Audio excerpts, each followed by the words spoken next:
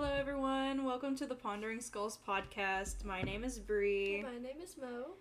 And we have a very special story for you this episode, next few episodes really. It's on r/no sleep on Reddit, and it's posted by u/Hugh and capital EHHOULE. I'm not even going to try to pronounce it because I'm not good with pronunciation. She'll mess up. Yes. And it's called I'm an Evil Doll, but I'm Not the Problem. And this is a 12-part story. And in this episode, we've got 3 parts for you, so get ready for the next few episodes being. I was wondering, where did you first find this story at? I actually found it on another podcast that I cannot remember the name of for the life of me. Huh. But I heard them reading it, and I just loved the story, so I was just like, I reached out to the guy who wrote the story and asked if we could do it on our podcast. Mm-hmm. And of course he said yes, thank goodness. I just hope he likes the direction I took it with the liberties for the acting and the voices. Yeah. I go a little country, She went a little too country on characters that were supposed to be Dutch, but we won't talk about that. Yeah, no, we won't talk about that. But we hope you enjoy, and we will talk to you again at the end of the episode. No idea how to break this gently, so I guess I'll just lay it all out there and let you make your own judgments. I'm no monster-slaying wonderkind. I'm not a security guard or a gas station clerk. I'm not the most relatable person on the planet, I guess is what I'm trying to say. In fact, a lot of folks wouldn't really classify me as a person to begin with. I would, but I'm a little biased. Guess I should just pull out the splinter, shouldn't I? I have black hair, light brown skin, hazel eyes, weigh about 90 to 80 pounds, stand about 3'6", and while we are probably shaped the same, about half of me is cloth, plastic, and ceramic. I'm a golem if you want to be nice, or an evil doll if you want to be an asshole about it. There, I said it. Don't get the wrong impression, I'm totally made to kill. But the person who did it, they had a whole lot more rage than talent. They took a hell of a lot of shortcuts, and let's say that I'm less than the perfect killing machine. Optimally, I'd be a new entity, created from scratch with a superhuman intellect, a body that is damn near impossible to destroy, and a faultless devotion to the person who created me.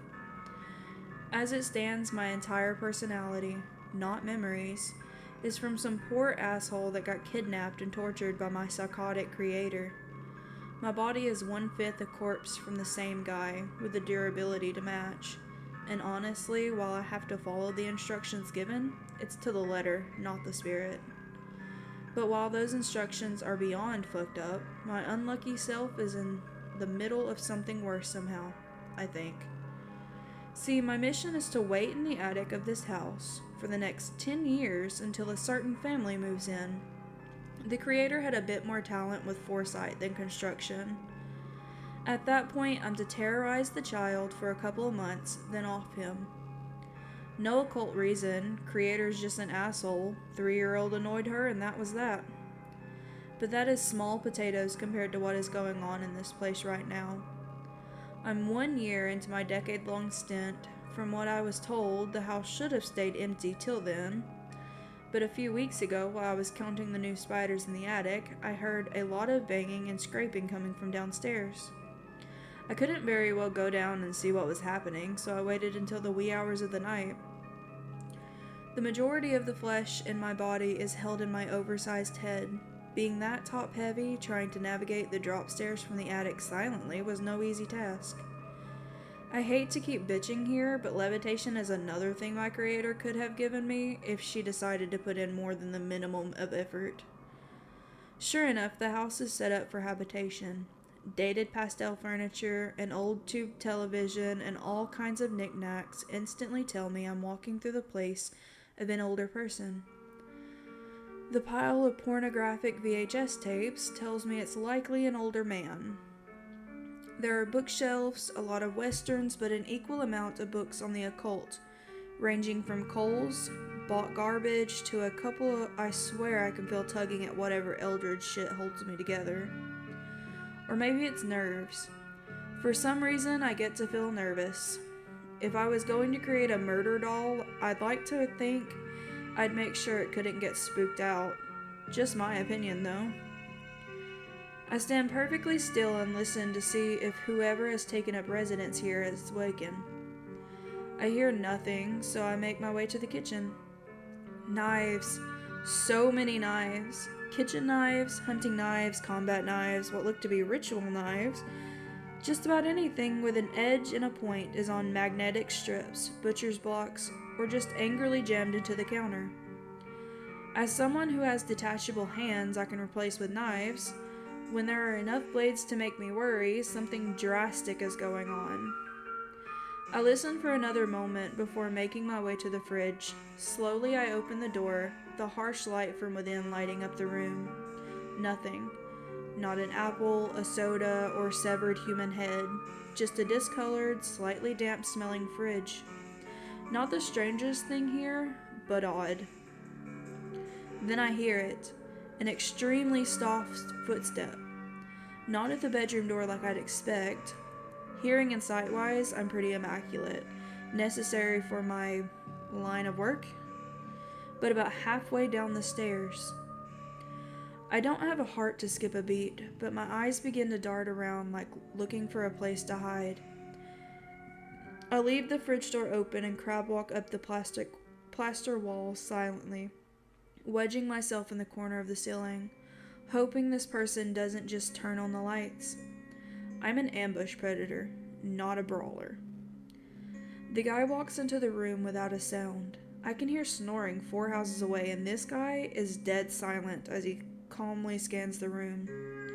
He is tall, 6'3" or so, and dressed completely in a Catholic bishop's garb. His face is pale and weathered, and his eyes show about as much emotion as mine do. He scans the room like a shark, coasting from corner to corner, abruptly turning, but thankfully not looking up. I can't see his arms, but there is something strange, peristaltic motion under his robes. And the longer I am around him, the more I feel dirty. Not that I understand how that is possible without skin, mind you. Eventually, he seems satisfied at the lack of intruders and makes his silent way back to his bedroom.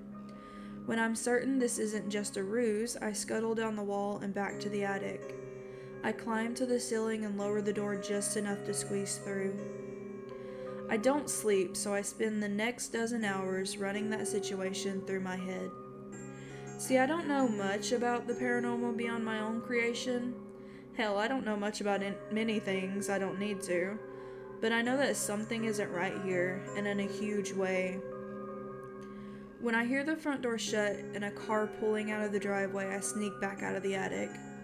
The place is much the same during the day. Creepy, not so subtly violent, and generally having a ghost hunters meets hoarders vibe. Don't know about the paranormal, but I know shitty cable shows. Way to prioritize, creator. But what I didn't notice last night was the door to the basement. Newly painted, a deep, scummy-looking black, and having a myriad of locks studding one side. I walk up to it. I can barely hear something on the other side. I don't know what kind of soundproofing this guy has going on, but it must have cost him an arm and a leg. I place my head against the door with a small clink of porcelain. I can barely hear the sound of a person obviously in distress. I listen as they scream, trying to make out exactly what they are being harmed by. I can't do it, but I have one trick I can play. My head unfolds like a rose, exposing the withered remains of the man's face, skull and sensory organs that compose me. I'm hit with a stinging rush of input that stuns me for a moment. The head is protective, but also lets me tone down the sensory overload that comes from overclocking of the eyes and ears. Suddenly, the voice is crisp and clear. I've told you everything I know. Just end it. For God's sake, just end it. A male's voice says, sobbing. There's a wet, slithering noise and a violent ripping. The man must still be alive, though, judging by his screams. Just stop talking. Please, just do that at least. The man continues as a sudden, high-pitched shriek makes me stumble backwards, exclaiming, shit. Or rather, that's what I wanted to say. My mouth is full of steel-capped, pointed fangs, made for combat, not eloquence. The noise I make sounds more like an aggressive, far more than English. Before I have the time to get fully back to my feet, something throws itself against the door, the lock straining, barely able to contain whatever it is. I scramble back to the attic, hoping that whatever that was isn't smart enough to pass on any information. I spend the rest of that day deciding my course of action, and eventually I come to a conclusion. Likely, I'm gonna have to do some screwed up stuff. I don't know if I have a soul, but if I do, my mission in life is going to guarantee it to a pretty shitty eternity regardless of who's right, religion-wise. But maybe I can, I don't know, build up some good karma? Something? I know I'm what goes bump in the night, but this guy, I'm starting to think he is the fucking boogeyman. So I decide, in a very vague way, to try and do something about this. I've had a full year to get to know every nook and cranny of this house, every angle of attack, every hiding spot, vent, and hollow wall. I might not be able to tear this guy and his partner, pet, apart, but I can do whatever I was made to do. Watch, learn, wait, and when the time is right, make those bastards leak. The thought of direct violence sends a surge of excitement and pleasure through me, reminding me I'm not the good thing, just a force of nature pointed in the good direction. My shoulders and hips dislocate as I slide into the vent, hands and feet rotating to let my spider-like fingers and toes propel me through the air vents. I'm silent and I'm quick. I feel more at home in the confines of the vent, more in control. I find myself hoping the bishop hears me, maybe sticks his head up to investigate. The thought of his face shredding under my teeth, my hands plunging into his neck pushes me forward even quicker. As I slow as I get to the basement vents, knowing whatever is down there can hear as good as myself. I can hear it moving though, wet and grating. The images that go through my mind of what this thing could look like take some of the wind from my sails. I can hear its victim too, no words, just sobbing and gasps from what sound like a broken jaw. I pause for a moment though as I hear a low chanting. I can't understand the language, but I can feel it gathering power, tugging at me, trying to sweep up whatever animates me into myself. I pull myself to the very edge of the grate. I can see the bishop's arms and the victim, but no sign of the other thing. The victim looks to be in his 20s, white guy, but I'm only guessing. His face and hands are torn to shreds of flesh and gristle, and there is a deep spurting wound in his stomach. He is strapped to a chair with what looks like barbed wire. He tries to raise his head, he tries to struggle, but he is too far gone. The fact this image makes me giddy does nothing for my budding heroism. Then it comes into view. The first thing I see is a deformed, almost cherubic head, skin stretched to its breaking point. Its eyes were little more than elongated slots, showcasing angry-looking muscle behind its twitching, bloodshot eyes. Its teeth looked like two solid pieces of sharpened bone, its white tongue sliding worm-like over its bleeding, cracked lips. The body was pale, layers of fat and muscle overlapping, making an imposing wall of flesh as its stubby legs stomped toward the man in the chair. Its arms were long and lean in comparison to the rest of its body, one massive brown claw extending from the middle finger of each. It put its face inches from the man, the creature's head being almost as large as the man's torso. The bishop begins to chant louder as the monster starts to bring up one of those long brown claws to the man's throat. As the chanting reaches its zenith, the monster plunges the claw in and rips downwards, spilling the man's entrails and running that long, dripping tongue over the wound. I can feel pleasure in the air as the man's organs start to slide back into its body, a shimmering haze appearing around the wound. Once they are back, though, the body continues to collapse inward, tearing and splattering till it is a perfect, fist-sized sphere of gore. Then, with a torrential amount of blood, viscera, and purple mist, it explodes. And out of that mist steps a second monster, smaller than the first, but still a horror that makes me look like a supered. I decide to not push my luck, scuttling back to the attic before I am seen, and that is where I'm at. It was a few days ago. I had to wait till I could get to the late 90s computer this guy owns to... What is this really? I mean, I'm hoping for advice, I guess. Barring that, just to let people know how things like him and me exist. Maybe pull a Pinocchio and end up a real boy if I could save a few lives. Who knows? One of you, I hope. So it seems like my advice followed two main lines of thought: Rip and Tear and Home Alone.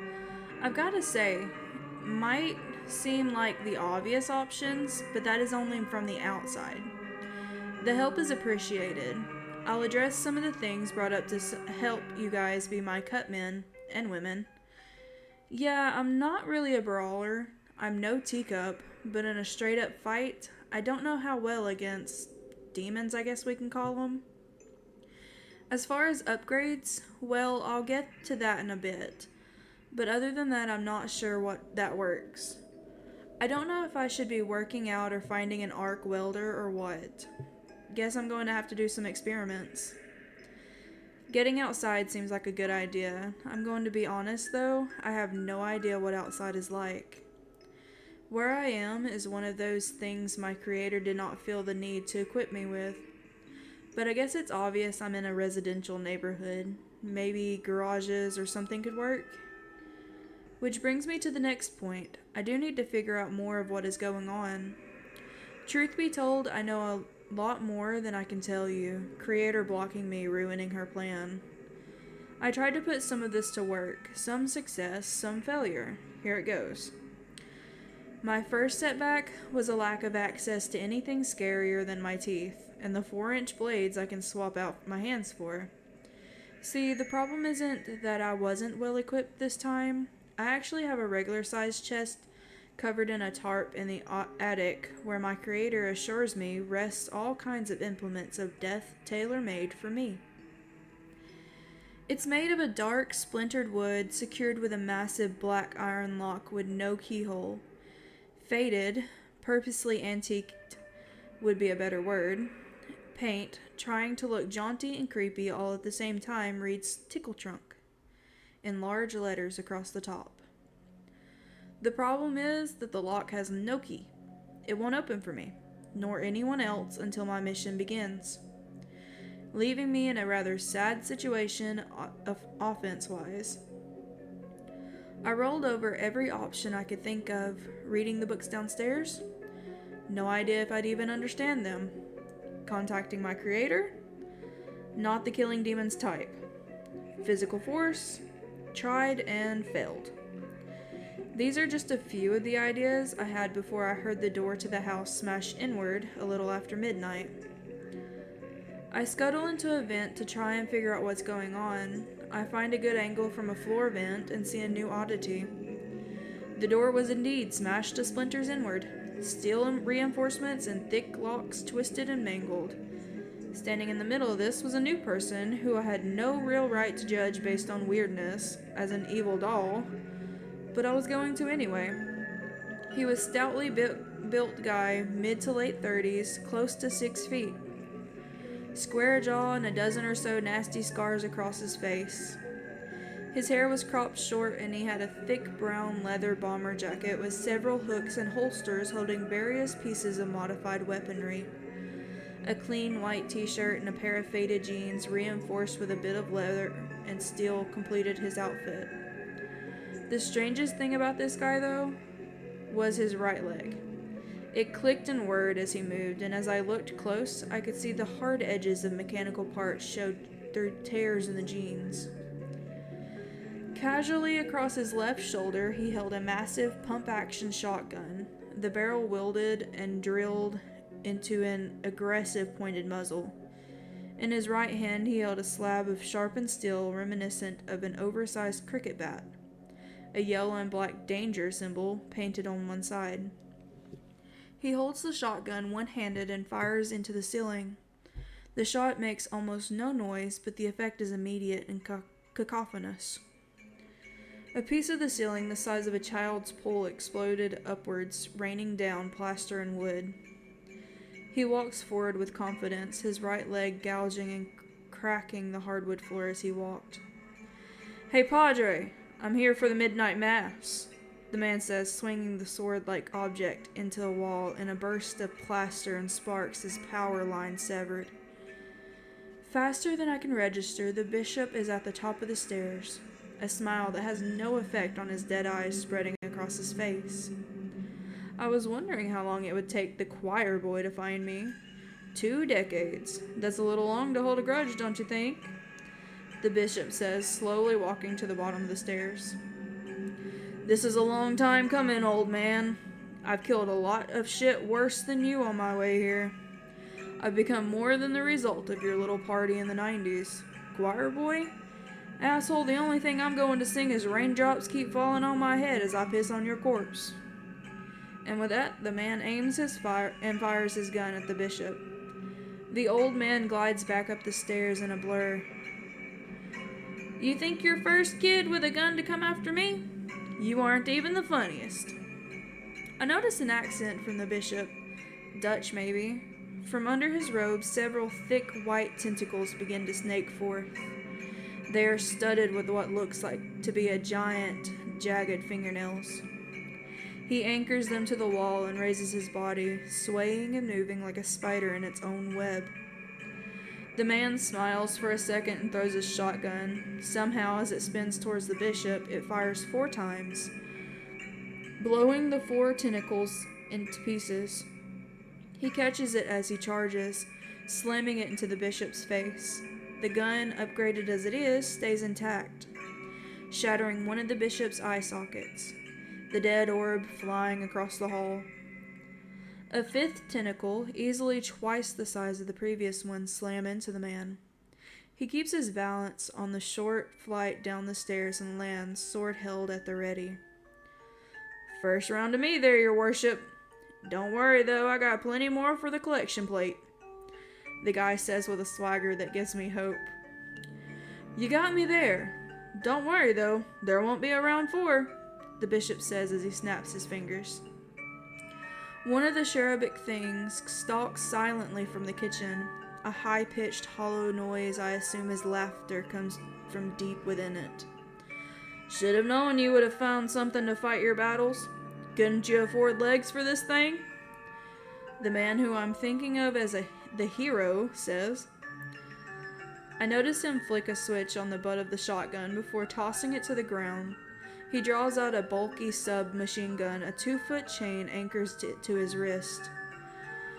The gun is spiked and studded, all its fragile parts scaled up and shielded. He spins it once like a flail and grabs it by the grip, drawing the monster's attention. He looks at the bishop. "Thought you'd like this toy," he says, shifting his gaze to the monster. "But I got something you are really going to get a kick out of, big fella." He unleashes a kick that sprays shrapnel towards the beast. It shuts its stretched massive eyes against the debris, making itself completely vulnerable to steel, piston-driven leg immediately behind the stinging cloud. Its jaw shatters and it stumbles backwards, but the hero keeps his momentum, firing a clip from his machine gun into its chest. then swinging the firearm in a devastating arc into the top of the creature's head. Pale gray blood sprays and rotted-looking yellow bone is exposed as the monster slams into the kitchen wall. It screams and catches the sword that blurs at its neck. The hero reloads his gun single-handed using an ingenious little rig and fires another clip, point blank into the creature. It's hurting, but it's not out of the fight. It rips the sword from the hero's hand and unleashes a massive headbutt that sends the man to the ground, his nose a pulped ruin. The monster picks him up single-handed and tosses him back down the hallway, stomping toward him before he has a chance to rise. The man delivers a series of kicks from the ground that stuns the beast, bones deep inside its twisted form breaking and splintering. He kips up with a spray of dust and begins wildly beating the creature with his firearm. He dodges its attack, spinning and slamming the weapon into the thing. But out of nowhere, the creature spins on one arm, catching the hero off guard with a massive backhanded strike.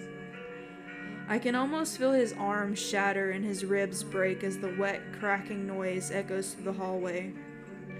He screams and holds his right arm as he tries to rise. The monster stalks towards him, bloody and looking on the verge of death itself. "Wait!" the hero says, defeated. The monster lets out a high-pitched chuckle and shakes its shredded head at the hero, expecting some kind of plea for mercy. Instead, the man starts his own laugh. "Just needed a second, thanks for that," the hero says as a gyroscope whining can be heard from the shotgun laying on the floor. It aims itself at the creature and fires off over 24 rounds that make the effect of the first few seem petty.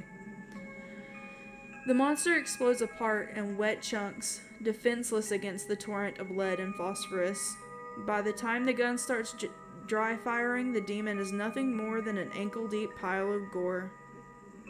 The hero stands. He still seems hurt. He is breathing heavily, but is obviously running on endorphins and rage alone. "Looks like we get round 3 after all. I'm feeling it, but not enough to keep from breaking you until dawn." He starts to limp towards the bishop, picking up his custom sword along the way. "I said no round 4, the bishop says before whistling. As the second monster stalks from the basement, I realize the first must have been smaller than the two. It casually bats aside the injured warrior's blade, and to the hero's credit, he stayed conscious for 2 roundhouse blows from the beast. "Take him downstairs, keep the eyes, I need a new one," the bishop says, following the monster hero in tow downstairs. I have a moment of indecision. Do I go back to the attic or follow them? I make my choice, scuttling my way to the vent downstairs. The hero is strapped to a thick wooden chair and is in a groggy state of half-consciousness. The massive demon walks over, looking to kill the man. "Leave him. We need to replace our losses tonight," the bishop says, turning around with a device that looks too much like a grapefruit spoon. He walks toward the bound man and gets a face full of bloody saliva for the effort. Slowly, the bishop wipes the fluid from his face, flicking it back toward the hero. The creature, masquerading as a man, says nothing, simply drops the serrated spoon and continues to walk towards the hero. The valiant man struggles and curses as the bishop slowly moves his face toward the man. His lips stretch out a little too far and seal around the hero's eye socket. With a tearing noise, he sucks the man's eyes from his head, seeming to savor it for a moment before spitting it into a pale claw-like hand. "Just squaring us up, fella," the bishop says, popping the eye into his empty socket. With a couple of slow blinks, it syncs up with his remaining eye. "Now I get to the fun part." The bishop grins evil and motions for the demon to come over. It's holding a device that looks like a speculum that got into the death metal. 2 black iron rings attached to a thick screw with an oversized crank handle. The demon opens the rings and roughly clamps them closed just above the hero's knee. The man tries to struggle and receives a punch to the stomach from a fist half the size of his torso. The hero's screams vibrate the meat inside my ceramic skull. The demon cranks the handle as bone splinters, muscle starts to tear, and with a sickening, explosive noise, the mechanical leg tears free of the man's body. "Dispose of that," the bishop says immediately. The demon begins to slam the leg against the cement floor. Chips of cement and sparks fly, but there isn't so much as a scratch on the leg. The bishop sighs angrily. "You are really a pain in the ass, aren't you? Where'd you get a hold of something like that?" "No matter, I've got just the thing." The bishop leaves. When he returns, he is wheeling in what appears to be a large industrial microwave. Script and symbols are gouged into its fake oak surface, and as he brings it into the room, the air feels cold and sterile. The bishop plugs it into the wall with an electronic hum, and the cold, isolated feeling becomes a smothering blanket of negative emotion. "If your dumb ass doesn't kill me this time, you're a fucking dead old man," the hero says petulantly. "Such big words. No, little boy, you get to stay around for a little longer. See, you showed me I need to go a little bigger with my help, and you are the only person that can help me." The bishop says this as he picks up the leg, opening the door of the microwave. It's much too large to fit in, but does all the same. He closes the door, and an eldritch green light begins to glow through the door. The hero looks shocked, though barely conscious. "Well, that takes care of that, then." The twisted old bastard giggles as he removes the leg, now a twisted steaming stump, and drops it to the ground where it shatters like glass. I decide not to push my luck and quickly make my way back into the attic. I'm no genius, but if I'm right, that machine kills magic. The tickle trunk is magic, but what's inside, to the best of my knowledge, isn't. And without the stuff inside, my chances of solving this situation the way I was created to, with violence, is just about zero. If that one-man army couldn't do it, I have no chance, and that is where we are. A little further than before, but what should I do now? Do I try and break that guy out? Seems like he'd be a good ally, even down an eye and a leg. Or should I find a way to go through those books? Chances are, though, it's going to be a while before I get that tickle trunk open. I think next thing I do will involve some supply gathering of a more mundane type. I can't tell if you guys are as cold as ice or just looking out for me, but wow, leave the guy? Honestly, though, probably the best decision. I was debating on telling you this, but hey, who else can I trust? I wasn't completely honest with you guys in my last post. I did really hope for that guy to take care of this problem, but I had some other feelings about the situation. I don't know why, but watching him get hurt made me giddy, energized, and I have no idea why. Was I a sick bastard before this? Something from my creator? Something else? No idea, but it makes me want to remind folks, essentially, I'm a sentient weapon. And I'm scared somewhat. I have less control over my actions than I think. Another major development, it's 2024. I know I should have picked up on this earlier, but I typed this stuff randomly late at night, using every sense I have to avoid getting caught.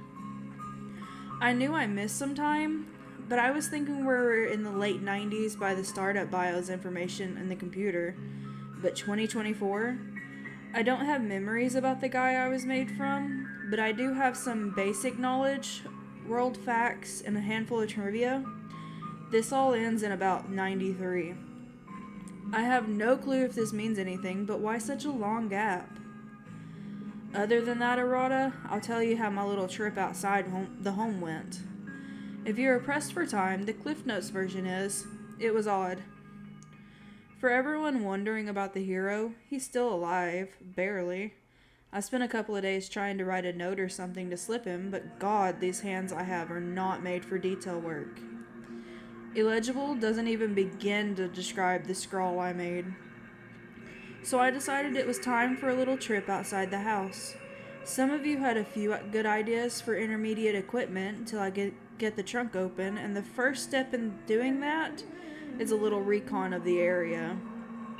Luckily, there's an easy way to the roof from the attic, so getting out didn't require too much effort. Getting down was a bit harder, but the old lattice on the back wall held my weight with only minor protest. Looking around, though, wow, I'm going to have to explain. My creator has cut corners making me, but has put in enough safeguards to at least make sure I get a chance to get my mission, twisted as it may be, done. What I saw when I looked around were large swaths of my vision taken up with what looked like massive black, infinitely extending stalactites, stalagmites, and webs of all shapes and sizes, blocking streets, houses, and even just random paths. A competent creator would have been able to give me various extra senses or organs to make sure I wasn't seen or captured. Mine chose a quicker and dirtier route. Those voids represent the lines of sight and hearing of things likely to take umbrage at a sentient doll. They pulse and shift, showing whatever spell has driven them is not very exact, and I physically cannot cross them. I see a moderately clear path to a home I can actually see and decide to make my way there. I make my way there in a series of jerking, non-ergonomic movements, avoiding thin webs of void by ducking, twisting, and contorting myself in ways no human could. As I look into the distance, I notice more and more void until the horizon is just a Vanta black sheet. I'm guessing I have a maximum range of some form. I take a moment to think how disturbing my movement would look should anyone be able to see me. Not that I'd make a very comforting sight walking in any fashion. I easily climb the fence leading into the backyard. I hear no one in the home, and I start to crawl my way up to the garage, hoping to find some tools, or a firearm I could take back to begin a stockpile. I must have been too concerned with wedging my way between the sight lines as I noticed the heavy breathing once it was 25 feet away. A thick-built bulldog, easily matching my 90 pounds, stands there growling. I have no time to think about the situation as it charges me. I force myself through the void webs as fast as I can, the dog inches behind me, and I almost make it to the fence before it clamps its massive wizard sleeve of a face onto my leg. No meat in there, thankfully, and for all her faults, the creator did give me enough reinforcement to deal with something like this. It's not going to be removing any of my parts. That being said, leverage, momentum, and I'm guessing steroids are letting it toss me around like a, no pun intended, ragdoll. Intentionally or not, it starts to slam me against the fence. That hurts in a hurry. I feel the shock in my fleshy parts of me as I'm slammed over and over again into the solid wood. Animal lovers, skip ahead a couple of paragraphs. I try and get one of the blades out, but find out they must be more mechanical than mystical. As I get slammed into the wall, the mechanism that retracts them keeps engaging, making them next to useless. So instead I go caveman. No tools, no mercy. I reach out and sink my ceramic fingers deep into the dog's eyes. They might not be made for calligraphy, but they do this kind of work just fine. My momentum tears the eye from its socket, and the dog howls in pain, launching me in a high arc over the fence, followed by a thin spray of dog blood and ocular fluid. The void webs hit me as hard as any real obstacle as I go spinning, erratic path, bouncing and tumbling as I land. I try to stop myself, but I'm in a supremely uncontrolled landing, going down a hill judging by the fact I seem to be gaining speed instead of losing it. I can't get my bearings until I slam to an instant stop against a massive tree. I'm physically fine, but have no idea where the hell I ended up besides quite a ways into a scraggly forest. I look around, trying to find a way back to my attic, but between the trees and the void webs, I can see just about nothing past the tree line. I attempt a series of frustrated cursing, It's expressed as a series of gurgles, growls, and clicking noises. I pick a direction and begin to walk, figuring even at my stature this forest cannot be that expansive. The branches and litter are thankfully less of a pain in the ass than the void webs, but being 3 foot something and mostly head doesn't make for any easy time navigating undergrowth. I hear something in the distance, muffled noises, leaves rustling, branches breaking. My original idea is that I found a couple of folks engaging in a semi-public tryst. Thinking to follow them out after their congress, I make my way towards the sounds.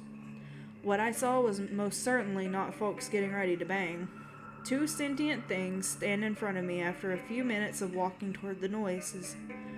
One is a rather nondescript man, mid-20s, curly hair, and trying his best to scream while being held by the face by the second entity. It stood 9 feet tall, lanky, pale, with clear red claws that would give hunting knives feelings of inadequacy. Its face looks long and featureless at first, but as I look close, its features are just moved significantly low on its face. Eyes starting where a mouth would be, and a thin, massive set of lips starting right below its neck. It wore a torn and faded brown suit that covered maybe halfway down its limbs and left vast swaths of its pale flesh exposed. As it moved, it appeared to leave smoke trails, but instead of dissipating, it fell, snow-like to the ground. For some reason, it reminded me of cotton candy. "The hell?" it says in a suitably dark and breathless voice. It turns its head 180 degrees to face me. "For the love of... are you a golem or a homunculus?" it asks me. I fall to the ground doing a perfect imitation of a normal doll, albeit too late. "What? I just watched you do that. I know you're alive." I stay still for another couple of moments, bluffing. "For the record, I'm embarrassed for you," he finishes. I give in, standing up and brushing myself off. "Gollum, I think," I say, walking over. The man the massive creature is holding starts to scream louder as he sees me enter his already fatal situation. "You think? What kind of answer is that? Is there a chunk of flesh in there somewhere? And if so, is it human?" He seems a little annoyed, but not aggressive. Something hits me. "How did you just understand me?" I say, accidentally avoiding his actual question. "How did I not? You have a bit of a construct accent, but it's English. Surely, though, you have some human chunks in there." "Kinda time sensitive here," he says, gesturing to the man he's holding. "Yeah, brain, eyes, some muscle, about 90 pounds-ish worth," I say tentatively. "For Christ's sakes. Well, first off, that makes you a homunculus, not a golem, which makes what I'm doing here just fucking useless." The elongated creature puts the man down.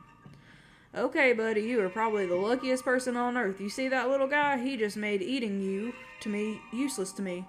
I could kill you, but honestly, it's a time waster at this point, so I'm letting you go. Now, if you get any cute ideas about telling folks about this or coming after me, I want to show you something that will make you think twice before taking that course of action." At this point, the suit-wearing thing grabs the man's arm and twists. The bones splinter and pop out at random angles in a burst of fat and blood. The man screams for a second before the creature puts its face inches from his, silencing him by simply placing one razor-sharp crystalline claw on the man's lips. "You humans have short memories, and chances are, after a few months, you'd have done something stupid, but remember how this felt, how easily I broke you. But more importantly, after you eat this..." The creature produces an odd-looking hard candy in a red and green wrapper. "And your flesh knits itself better than any surgeon could. Remember that this is the least of my power. I don't need to rend you. I could tear your body and your soul apart from across the fucking world if you piss me off. Now run." It finishes roughly, shoving the man away. The man doesn't look back, and within a few seconds is lost within the forest. "So what brings you out here ruining my dinner? Name's Kaz, by the way," the creature says, taking a seat on a fallen tree. I know this might not have been the smartest thing to do, but I told him the entire story as much as I physically could anyway. He could probably destroy me if he wanted to, and didn't seem too desperate for details, so I figured I could trust him. Okay, and after all that, your plan is to try and what? Be some kind of nice guy? Why? Kaz says, amused and shaking his head. Why not? I say as a choking cough. The fact you literally run on killing innocent folk. See, if you were a golem, you could screw off. Go set up a donut shop in Alaska with the right plan. But you've been given a little more energy than your job requires, but after that, barring some maintenance, you burn out if you don't get some notches on your blade. In your case, they need to be innocent and preferably kids. Kaz lights up a cigarette. Which is ironic considering the dumbass legend centering around my breed. I'll cross that bridge when I come to it. Besides, stature, nothing stopping me from taking out the things in my house, I say with unearned confidence. Someone was listening to a podcast when you made you, weren't they? I got no love for Malignant, though. That's the big things that Priest is bringing in. What he is? God, no idea. Probably just some try-hard human who is fucking around with the void. But if he thinks he's going to control these things forever, he's an idiot. I don't want to get involved, but I have some advice. The guy in the basement, we call them heroes. They are mysterious, but they tend to end up just a little touch of the void themselves. Explains that leg of his, probably made himself. You want to buff up? Kill him, and kill him slow. And take this. Meeting place for our kind, the flea market.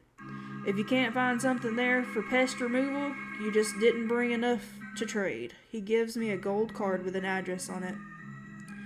Can I ask you for one last favor? A ride home, for lack of better term? I say, raising my hands like a toddler. He sighs as he picks me up. We both remain silent as he drops me into the backyard of the house I'm tethered to for the next decade. A quick climb and I'm back into the attic doing my best to remove the dirt, blood, and debris from my clothing. I barely get 5 minutes before I hear the screams of multiple people from the basement. I'm beginning to know every twist and turn of the vents and am down silently and quickly enough to see the giant Malignant drag 2 people into the room where the hero is still tied to the chair, clinging to life. The bishop follows close behind, a massive rotten-toothed grin spreading on his face. You thought I wouldn't go looking for your backup, kid? The bishop says, shaking his head. The 2 people look to be in their mid-20s, twin buff guys dressed in camo pants and black shirts. They are badly beaten, but still alive. We're sorry, man. We came up out of nowhere. The one on the left says to the hero. The bishop cracks one of his tentacles like a whip, and a massive strip of flesh is flensed from the chest of the twin that spoke. I'd say shut up, and I'd make this easier, but I won't. Talk again, and I go after that mother of yours and the Hammersmiths you think is safe. Choir boy, you've been here before, ain't you? 2 friends, you helpless, me having the time of my life. But you thought this would be different, you and your special leg. The bishop laughs long past the point of humor. I'm not dead yet, the hero says, staring at the ground. But you know what's coming, and that's even better. So, same choice as last time. Do you do it, or do I do it? The bishop slowly draws out this sentence as his rictus grin spreads further than humanly possible. Same answer as last time, go fuck yourself. With a side order of you better kill me. You wood boot horse meat eating tulip fucker. The hero says, his gaze never leaving the floor. Thought you would have learned by now. Very well, but you get to watch, the bishop says as the giant Malignant walks behind the hero. It yanks his head upwards, and with 2 massive fingers pulls back the hero's eyelids until drops of blood start to drip from torn sides. The bishop starts to chant in a language that speaks to the eldritch, unnatural part of me as he walks to stand in front of the hero, one of the twins on either side. As he begins to chant louder, I can see horrific bulbous forms start to strain from within the twisted twin stomach. They double over but are held aloft via forces I cannot see. The twins' bones start to snap and deform, creating spines, hooks, and horns. The men are crying at this point and, amazingly, still trying to apologize to the hero. Their fluids pool on the floor and start to run in rivulets to form twisting, looping symbols that beg me to join in the slaughter. As this chant reaches a crescendo, the bishop rams his hands down the throats of the twins. Jaws buckling, throats tearing, eyes straining to stay in deformed skulls. He yanks his hand backwards, and in a spray of gore and gray, swirling mist, both men are violently turned inside out. Their bodies hit the ground with the wet thump of dead flesh, but not for long. Slowly the twins rise, reborn as horrors of raw muscle and bone shards, leather organs wrapped around them like armor. Their eyes, though, they retain a scared, panic-stricken look. Same as before, choir boy, you couldn't do it, so I did. Now, not only did you lose 2 friends, I got 2 friends, the bishop says as the twins move behind him. The massive cherubic malignant lets the hero's head fall.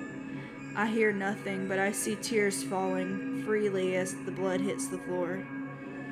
I realize at this point one of the twins is looking directly at the vent I'm hiding in.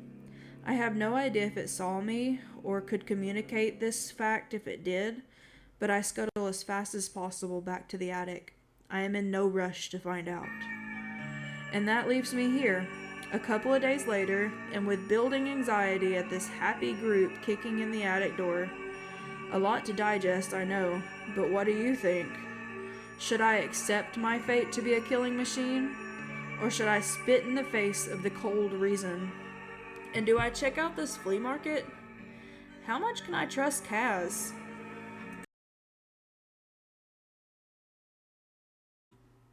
Alright everyone, hope you enjoyed this story. Next episode will be part 4 through 6. And of course we'll go on until we hit 12 parts of the story. Yeah.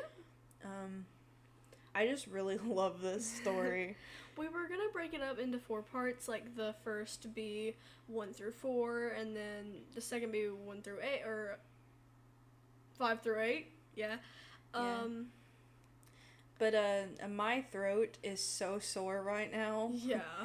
And it's like 1 o'clock in the morning, so I'm ready for bed. We both are. But to be patient with us, the next episode, like I said, will be part 4 through 6, and we hope you enjoyed this. And if you did, please leave us a like or subscribe on YouTube, and follow us on Spotify or wherever else you found us. I don't know where you found us, and just follow us, and we hope you enjoy this one, and have a good night. Yep.